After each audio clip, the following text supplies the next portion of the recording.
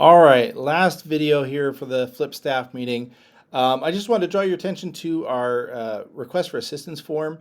A couple people that have submitted some entries into the request form were letting me know that we had some issues with it kept repeating through the same cycle of questions. And so on the receiving end of those forms, if you were putting in multiple areas of concern, if it asked you, do you have any other areas of concern, you went back to the original question, it would wipe out what you first put in there. And so we were having to do a lot of like back work to try to figure out what the issue was and why it wasn't flowing correctly. So we've gotten that corrected. We went through and ran it through.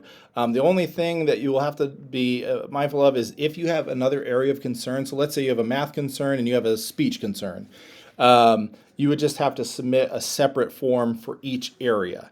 Otherwise, it's going to keep you having the same problem where it's going to erase out the first thing you put in and replace it with the new thing. So, or the second thing. So, there really wasn't another way we could figure a way to work around that. So, but that should be in there now. So, if you are having concerns in any of those areas, submit those, and it should not cycle you through that issue anymore, where it's just kind of a pain in the butt. So, additionally, we updated the SEL part of the form. So previously it had all those SEL competencies on there, which is great information, and it's good to kind of drill down on like what the needs of those students are. But for somebody who's just trying to get a quick like, hey, I need help with this. Like, what kind of supports can you assist with?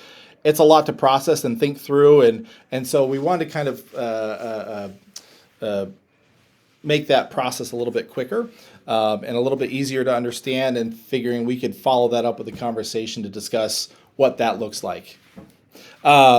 And so with that, there is, if you click SEL as a concern area, it'll drop you down to basically a list of options that Heather can provide out of Nest.